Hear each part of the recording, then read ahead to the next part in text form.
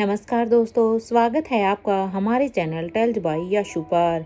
यहाँ पर आपको मिलेंगी रोचक और सस्पेंसफुल कहानियाँ। अगर आपको यहाँ पर हमारी कहानियाँ पसंद आती हैं तो कृपया करके आप हमारी वीडियोस को लाइक करें, इसको अपने दोस्तों को साथ शेयर करें और साथ के साथ अपना कमेंट करना ना भूलें। अगर आप इस चैनल पर नए हैं तो कृपया करके इसे सब्सक्राइब भी करें। आपका ज़्यादा समय न लेते हुए चलो आज की कहानी को शुरू करते हैं।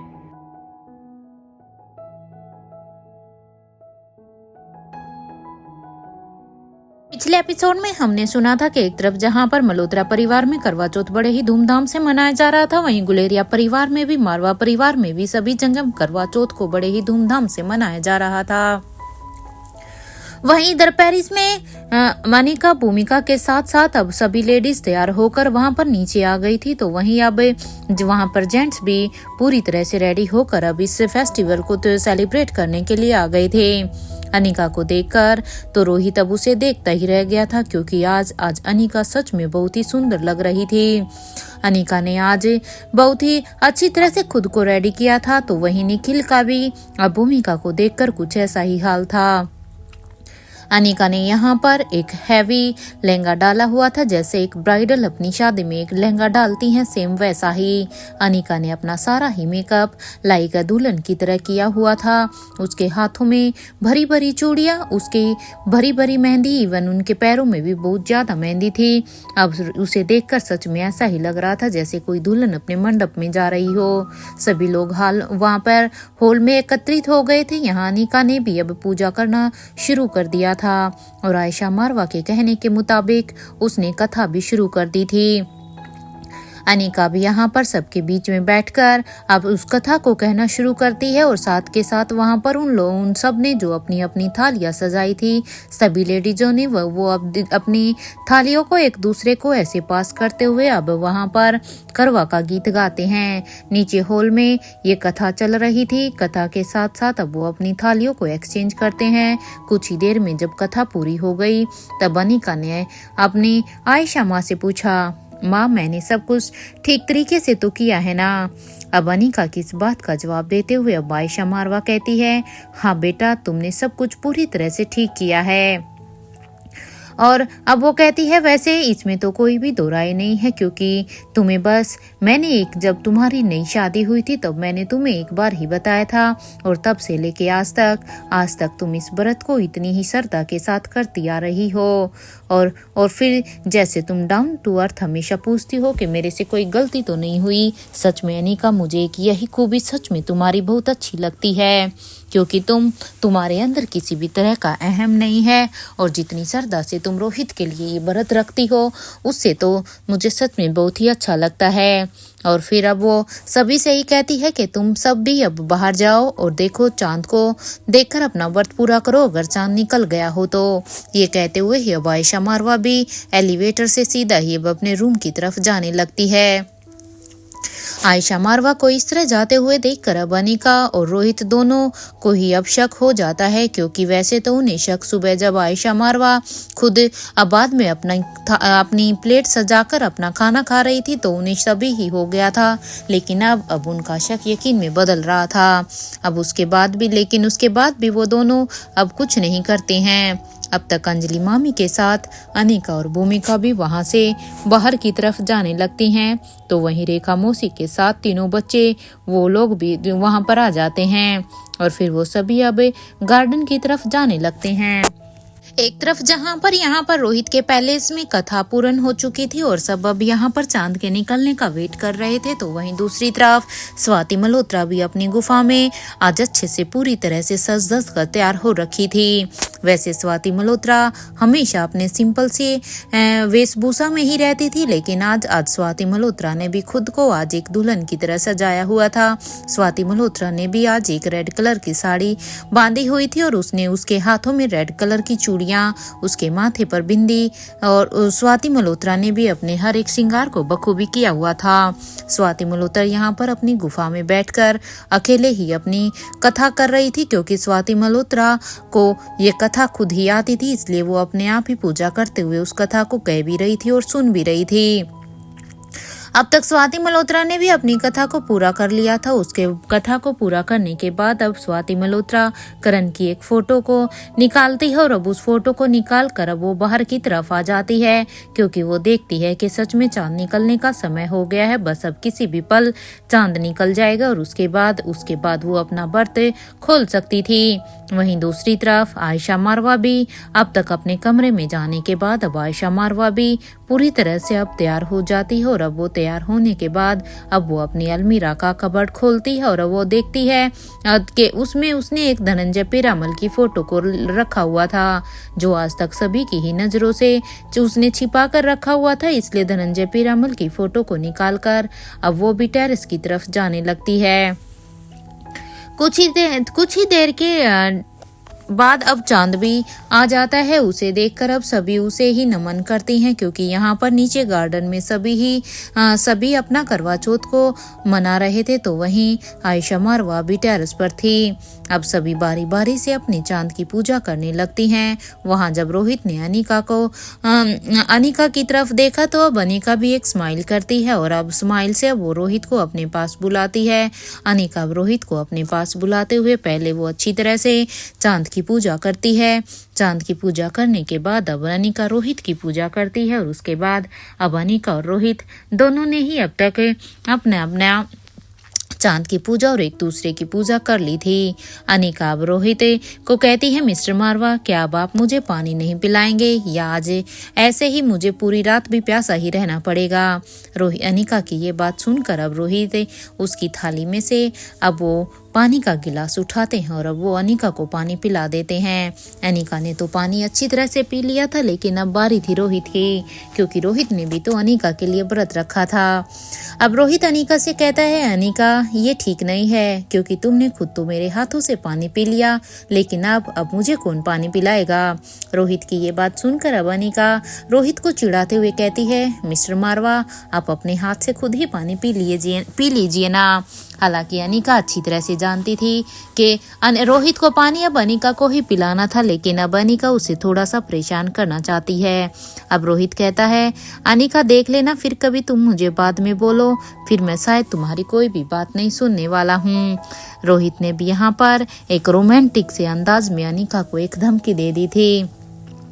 रोहित की ये धमकी सुनकर अब अनिका भी कहती है, हाँ मिस्टर मारवा, देखते हैं कि कौन किसको क्या करता है और कौन किसे परेशान करता है। इतना कहने के बाद अब अनिका वहां से जाने ही वाली थी, लेकिन अब रोहित अनिका का पीछे से हाथ पकड़ता है और कहता है, नहीं अनिका, ये तो देख लेना, अगर मैं पानी पीऊंगा तो तुम्हारे ही हाथ से पीऊंगा, अदरवाइज फिर रहने दो। अब इतना रोहित की ये बात सुनकर, क्योंकि अनिका तो बस उसे थोड़ा सा परेशान करना चाहती थी, इसलिए अब अनिका फिर से वापस मुड़ती है और अब वो उस गिलास को फिर से उठाकर अब रोहित को भी पानी पिला देती है। रोहित के पांख को पानी पिलाने के बाद अब रोहित और अनिका दोनों ही अब बारी बारी से अपनी थाली से कुछ मिठाइयाँ उठाते हैं और अब वो एक दूसरे के मुंह में उसे डालते हैं। अब ऐसे ही करते हुए दोनों ने ही बड़े प्यार से एक दूसरे को के व्रत को खुलवाया। तो अब अनिका अब रोहित से कहती है, अब तो हो गया ना मिस्टर मारवा। वहीं भूमिका तो अब निखिल से बस यही कह रही थी कि तुम इतना स्लो क्यों कर रहे हो। अरे निखिल, जल्दी करो ना, मुझे बहुत ही भूख लगी हुई है। क्या इसलिए अब उन्हें देखकर अब अंजलि मामी के चेहरे पर एक मुस्कान आ जाती है, क्योंकि ये भूमिका का पहला व्रत था और सच में सुबह से लेकर और चांद के निकलने तक भूमिका की आज जो हालत थी, उसे देखकर सबको उसके ऊपर दया भी आ रही थी और उसकी हरकतों पर सबके चेहरे पर स्माइल भी। इधर अंजलि मामी ने भी अब अपने व्रत को खोलने के लिए वो किशन मामा को एक वीडियो कॉल करती है। वीडियो कॉल में जैसे ही किशन मामा अब अपने फोन को पिक करते हैं, तभी अंजलि मामी भी अब कहती है, अच्छा हुआ आपने फोन उठा लिया, नहीं तो पता नहीं मुझे तो और भी वेट करना पड़ता। अंजलि मामी की ये बात सुनकर अब किशन मामा कहते हैं, हाँ क्यों नहीं उठाता, क्योंकि मुझे अच्छी तरह से पता है आज आपने व्रत रखा है। इतना कहने के बाद अब किशन मामा कहते हैं, यहाँ तो अंजलि चांद कब का निकल चुका है, लेकिन वहां पर चांद अब आया है, हमारी तो पूजा कब की हो गई। और पता है अंजलि, आज तो श्वेता ने भी बड़ी ही श्रद्धा के साथ इस व्रत को किया है। किशन मामा की ये बात सुनकर अब अंजलि मामी काफी प्राउड फील करती हैं और अब कहती हैं, हाँ आखिर बेटी किसकी है। अब किशन मामा की ये बात सुनकर अब अंजलि मामी फिर से कहती है, जब चांद निकलेगा तभी तो यहाँ पर भी पूजा होगी ना, लेकिन डोंट वरी, क्योंकि यहाँ पर अब चांद निकल गया है तो अब मैं भी पूजा शुरू करती हूँ। और फिर अब वो किशन मामा की फोटो को देखकर ही वो भी अब अपनी पूजा की पूरी प्रक्रिया को पूरा कर देती हैं। इधर अब तक सभी पूजा करके अब बारी बारी से अपनी पूजा करके अंदर आ जाते हैं। तो अब वो देखते हैं कि यहाँ तो पूरा ही बफे लगा हुआ है। करण गुलेरिया आप सभी से ही कहते हैं कि चलो अब सभी डिनर कर लो, क्योंकि जिसने भी आज फास्ट किया है उनकी तो हालत आज खराब ही दिख रही है। वैसे भी जिसने नहीं किया है वो भी जल्दी से आ जाओ, क्योंकि अभी तक यहाँ पर पैलेस में किसी ने भी खाना नहीं खाया था, क्योंकि आज सभी एक साथ ही डिनर करने वाले थे। जिन्होंने फास्ट नहीं रखा था वो भी बाकी सब का इंतजार कर रहे थे, इसलिए सब अब एक दूसरे के साथ वहाँ बैठकर अब अपना खाना खाने लग जाते हैं। तो अब अनिका देखती है कि यहाँ पर सभी के सभी मौजूद है, लेकिन आयशा माँ तो अभी तक यहाँ पर आई ही नहीं है। इसलिए अनिका अब रोहित की तरफ देखती है। जैसे ही अनिका रोहित की तरफ देखती है तो रोहित भी समझ जाता है, लेकिन अब अनिका कहती है, मिस्टर मारवा मैं बस एक बार माँ को देख कर आती हूँ, तब तक आप खाना शुरू कीजिए। अनिका की ये बात सुनकर अब रोहित भी कहता है कि नहीं अनिका, ऐसा करो तुम खाना शुरू करो, तुम यहाँ पर बैठो, मैं देखता हूँ माँ को और मैं उन्हें अपने साथ बुला कर लाता हूँ। वैसे भी तुमने दिन भर से कुछ खाया नहीं है। रोहित की ये बात सुनकर अब अनिका कहती है, हाँ मिस्टर मारवा खाया तो नहीं है, लेकिन आपने भी कौन सा खाया है, क्योंकि अगर आज ये व्रत मेरा था मिस्टर मारवा तो व्रत तो आपका भी था ना। इस मीठी सी नोकझोंक में अब इससे पहले कि ये दोनों कोई कुछ भी डिसाइड कर पाते कि आयशा माँ को लेने के लिए कौन जाएगा और कौन नहीं, के तभी अब दोनों के ही कानों में अब आयशा मारवा की आवाज आती है, जो कि कह रही थी कि किसे लेने के लिए जा रहे हो तुम दोनों। हाँ तुम दोनों पहले खुद देख तो लो। अपनी माँ की ये बात सुनकर अब रोहित कहता है, माँ आप कहाँ थी, हम तो बस दोनों आपको ही बुलाने के लिए आ रहे थे। अभी यहाँ नीचे आप साथ में भी नहीं थी, क्योंकि जब हम यहाँ पर चांद की पूजा कर रहे थे तो तब भी आप हम लोगों के साथ नहीं थी। क्या कर रही थी माँ आप? रोहित की बात का जवाब देते हुए अब आयशा मारवा कहती है, बेटा वो मुझे कुछ जरूरी काम था इसलिए मुझे जाना पड़ा, नहीं तो मैं जरूर तुम लोगों के साथ होती। चलो चलो कोई बात नहीं, अब सब जल्दी से डिनर शुरू करो। ये कहते हुए ही अब आयशा मारवा अपनी जगह पर आकर बैठ जाती है। या अब निखिल भूमिका से कहता है, ये देखो भूमिका, तुमने जितनी डिशेज की रेसिपी आज बच्चों को बताई थी ना, वो सभी ही तुम्हारी ताई जी ने हेड शेफ से कहकर बनवाई है, क्योंकि तुमने तो आज बच्चों की ना जाने कैसे कैसे क्लास लगा दी। ऐसा लग रहा था कि आज अगर तुम कुछ और पल उनके साथ और रह जाती तो मुझे तो ऐसा लग रहा था कि आज उन्हें एक शेफ का सर्टिफिकेट ही मिल जाता। निखिल की ये बात सुनकर तो वहाँ पर अब सभी बच्चे सारे के सारे बच्चे हंसने लग जाते हैं और साथ के साथ बड़े भी। कि तभी अब रिया अपने नानू से कहती है, नानू उस दिन आपने भी नानी के साथ डिनर ऐसे ही किया था क्या? रिया के इस सवाल पर तो मानो अब करण गुलेरिया को एकदम से ही खांसी आ गई थी, क्योंकि करण गुलेरिया ने सोचा था कि उन्होंने अपनी तरफ से जो कहानी सुनाई है उसे सुनने के बाद शायद अब बच्चे पूरी तरह से शांत होंगे, वो अब कोई भी सवाल जवाब नहीं करेंगे। लेकिन रिया ने तो फिर से उसी बात को शुरू कर दिया था। अपने पापा को इस तरह से खांसता हुआ देखकर अब अनिका को भी शक हो जाता है, लेकिन अब अनिका अपने पापा से कहती हैं, पापा आप ठीक तो है ना? अपनी बेटी की ये बात सुनकर अब करण गुलेरिया हाँ में अपना सिर हिला देते हैं और अब वो रिया से कहते हैं, हाँ बेटा उनके साथ ही खाया था मैंने खाना, क्योंकि करवा चौथ का व्रत था ना तो हमने साथ में ही खाना खाया था।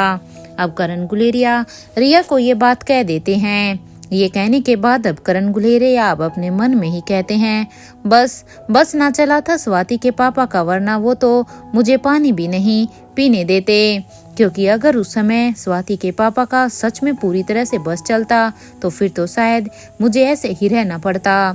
कुछ ही देर में सभी ने अब अपने मील को पूरी तरह से फिनिश कर लिया था और फिर वो सभी अब एक दूसरे को गुड नाइट कहकर अपने अपने रूम की तरफ जाने लगते हैं।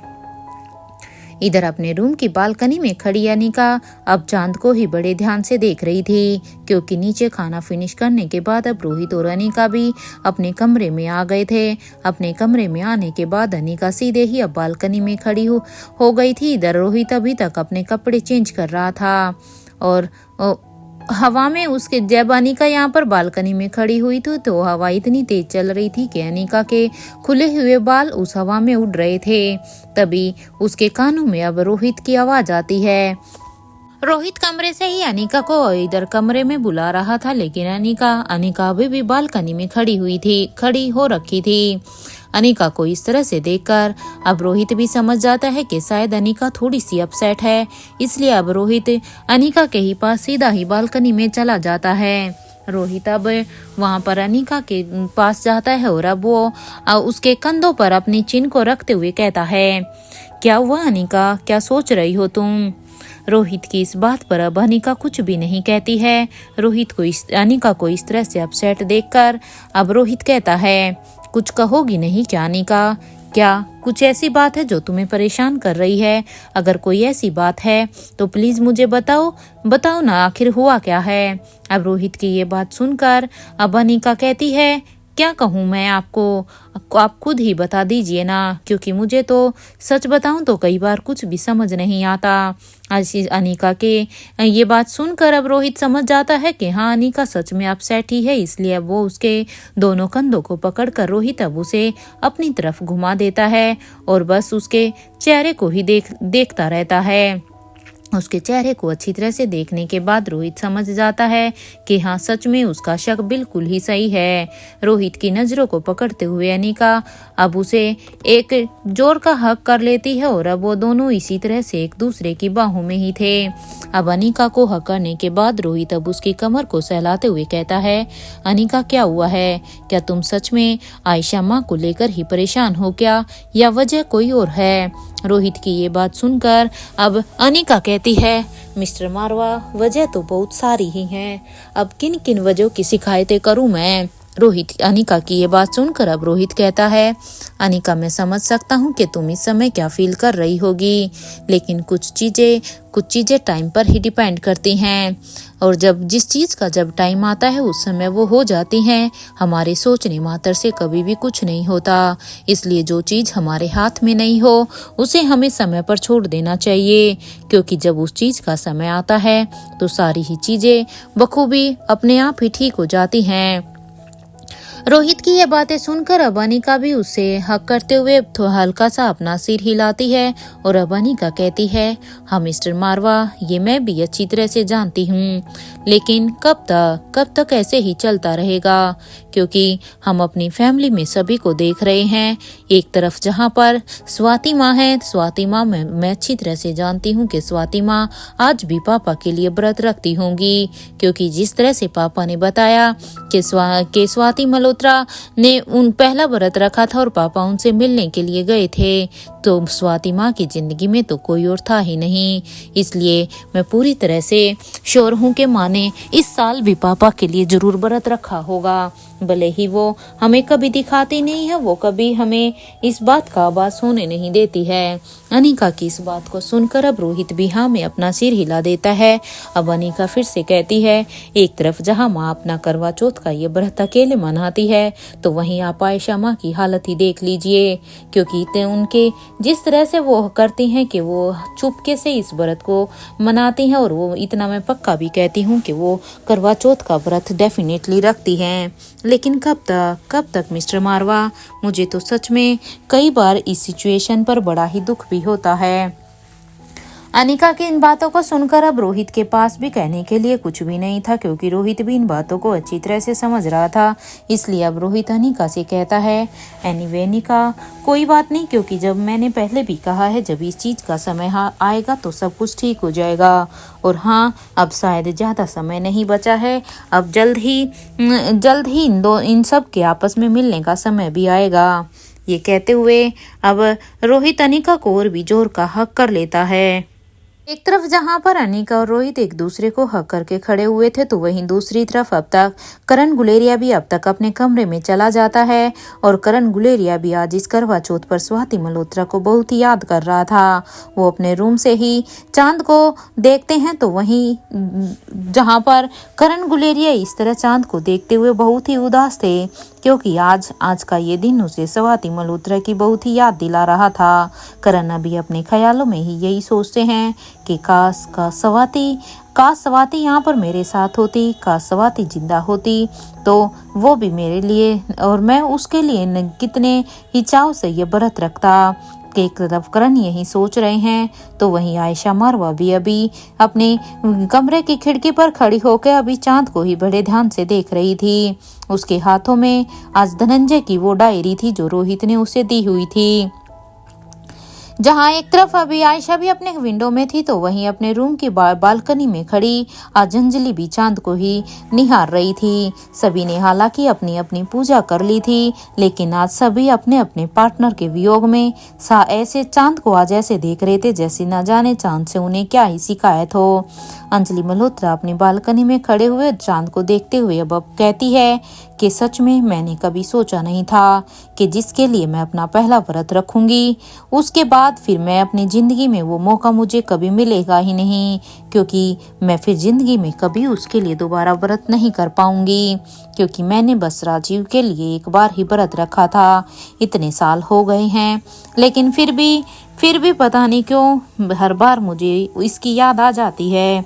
तो वहीं दूसरी तरफ अभी स्वाति मल्होत्रा भी अपनी गुफा से अब तक बाहर आ चुकी थी, क्योंकि स्वाति मल्होत्रा की अभी तक चांद को अर्घ्य देने का क्योंकि स्वाति मल्होत्रा ने अभी तक चांद को अर्घ्य नहीं दिया था, इसलिए अब स्वाति मल्होत्रा भी बाहर आकर अब चांद को देखती है और अब वो अपनी पूजा पूरी करती है। वहीं एक तरफ जहां पर ये सब अपनी अपनी लाइफ में ये सब सोच रहे थे तो वहीं राजीव का भी हाल कुछ ऐसा ही था। राजीव भी अब हमेशा की तरह ही अब चांद को देखते हुए कहता है कि अगर इतनी ही शक्ति होती ना इस व्रत में तो मुझसे मेरा प्यार कभी दूर ही नहीं होता, क्योंकि मैंने भी तो अंजलि को पाने के लिए ये व्रत किया था। कई बार तो ऐसा लगता है कि ये सब एक झूठे ही रिचुअल है, इन सब चीज़ों से कुछ नहीं होता, क्योंकि मैंने तो साक्षात ये सब देखा है। अरे मैं और अंजलि एक दूसरे से कितना प्यार करते थे, लेकिन फिर भी हम दोनों कभी एक दूसरे के हो ही नहीं सके।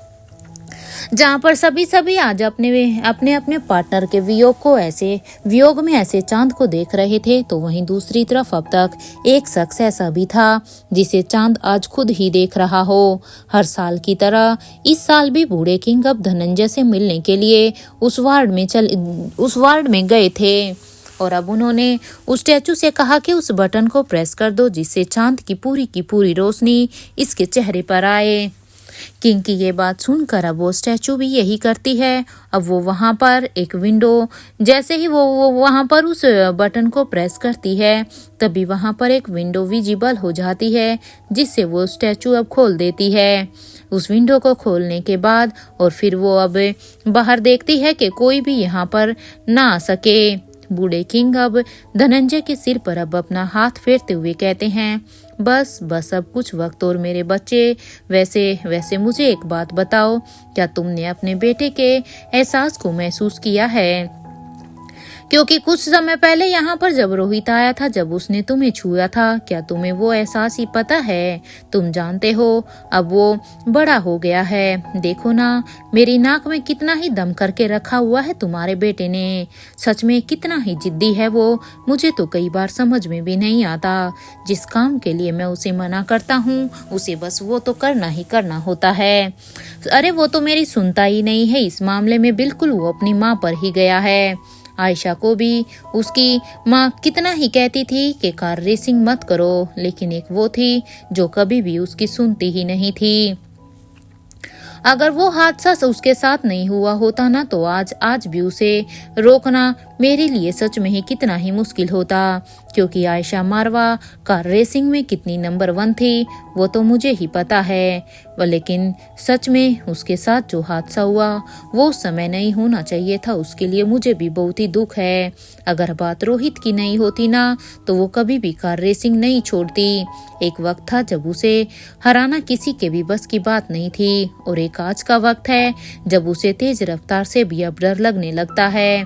मैं तुम्हें बताना चाहता हूँ धनंजय कि उस वक्त आयशा ने तुम्हारी और रोहित दोनों की ही जिंदगी को बचाने के लिए अपने बेटे से अपना रिश्ता तोड़कर मारवा हाउस छोड़कर वो वहां से चली गई थी। क्योंकि उसकी मजबूरी यही थी। और देखो ना, जो धमकी उसने आयशा को दी थी कि जिस दिन तुम्हें और रोहित को एक दूसरे का सच पता चलेगा तो वो तुम दोनों को ही जान से मार देगा, उस धमकी को उसने सच कर के भी दिखाया।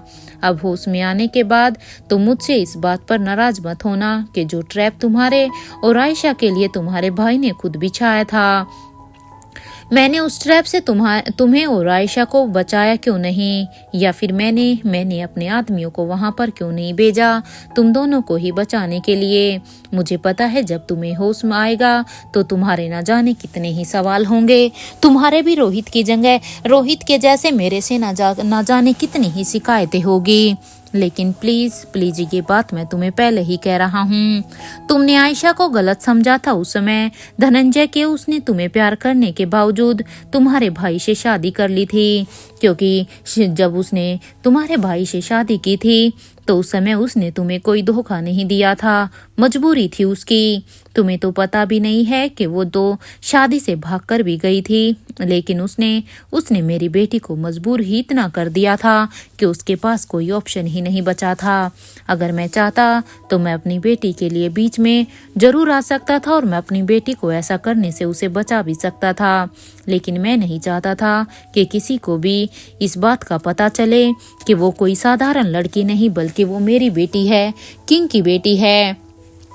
इसलिए ही कभी मैं उसको कभी उसकी लाइफ में सपोर्ट नहीं कर पाया, और इस बात का अफसोस मुझे पूरी जिंदगी रहेगा जब तक कि मैं जिंदा हूँ, क्योंकि मैंने कभी भी ना अपनी पत्नी को ना अपनी बेटी को इस तरह से प्रोटेक्ट किया जिस तरह से एक पति या एक पिता अपनी फैमिली को करता है।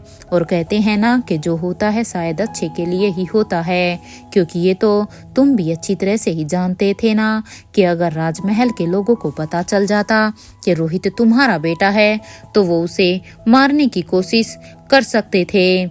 इसीलिए ही शायद अब तक जो भी कुछ हुआ वो शायद सही ही था, क्योंकि ये बात तो मैं भी नहीं जाहिर होने देना चाहता था कि किसी को भी इस बात का अंदाजा हो कि रोहित मारवा वो हंसराज मारवा का बेटा नहीं बल्कि वो धनंजय पीरामल का बेटा है। जहाँ किंग अब धनंजय से अपने मन की सारी ही बातें कर रहे थे तो वहीं दूसरी तरफ अभी आयशा ने भी धनंजय की डायरी को खोल दिया था।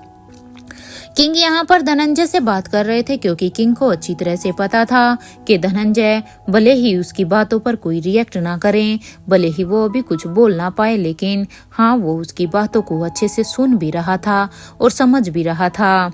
इधर किंग ने आज अपने मन को धनंजय के सामने पूरी तरह से ही हल्का कर लिया था, तो इधर यहाँ पर आयशा भी, जो अभी धनंजय की डायरी को अपने सीने से चिपकाए हुए चांद को ही देख रही थी, अब वो भी उस डायरी को खोल देती है ताकि अब वो पढ़ सके। और उसे खोलने के बाद अब उसने उसे पढ़ना शुरू किया और अब उस सवाल से शुरू करती है जो धनंजय ने आयशा से पूछा था कि क्या तुम ये शादी अपनी मर्जी से कर रही हो। धनंजय के इस सवाल पर अब आयशा उसे हैरानी से देखती है, क्योंकि धनंजय वो पहला इंसान था जिसने उससे ये सवाल पूछा था, क्योंकि किसी ने भी आयशा से हंसराज के साथ शादी करने के मामले में उसे नहीं पूछा था कि क्या वो इस शादी से खुश है या नहीं, क्या वो अपनी मर्जी से इस शादी को करना चाहती है या नहीं, क्योंकि सभी को देखकर ऐसा लग रहा था जैसे आयशा के ऊपर इस रिश्ते को थोपा गया हो। लेकिन इतने सारे लोगों में एक धनंजय ही वो आदमी था जिसने आयशा की पसंद या नापसंद के बारे में उससे पूछा था कि वो इस शादी से खुश है भी या नहीं। क्योंकि अब तक आयशा यहाँ पर मारवा हाउस में जितने भी लोगों से मिली थी सभी ने बस उससे यही कहा था कि तुम तो सच में बहुत ही लकी हो जो तुम्हारी शादी इतने बड़े खानदान में हो रही है। सबको बस ये इतना बड़ा खानदान, नाम शोहरत ये सब याद था, लेकिन किसी ने भी आयशा मारवा के बारे में कुछ सोचा ही नहीं था। लेकिन धनंजय के इस सवाल पर अब आयशा कहती है कि अगर मैं आपसे सच कहूँ तो क्या आप इस शादी को कैंसिल करवा सकते हैं, क्योंकि जिस तरह से आपने अगर मेरी पसंद के बारे में पूछा है तो क्या आप ये हेल्प करेंगे। मेरा मतलब है कि क्या आपके पापा आपकी बात सुनेंगे कि मैं इस शादी से खुश नहीं हूँ। आयशा की ये बात सुनकर अब धनंजय कहता है कि वैसे मेरे भाई में कोई कमी नहीं है। दिल्ली की बहुत सी लड़कियां हैं जो उससे शादी करना चाहती है, लेकिन हाँ, इतनी सारी लड़कियों में तुम एक ऐसी पहली लड़की हो जो उसके साथ शादी करने जा रही है, लेकिन वो उससे शादी करके बिल्कुल भी खुश नहीं है। क्योंकि अगर तुम्हारी जगह कोई और लड़की होती तो डेफिनेटली वो मेरे भाई के साथ शादी करने के ख्वाब न जाने कब से ही सजा रही होती, और उसकी खुशी उसके चेहरे पर खुशी और चमक कोई अलग ही होती। लेकिन तुम ऐसी पहली लड़की हो जो ये सब नहीं करना चाहती।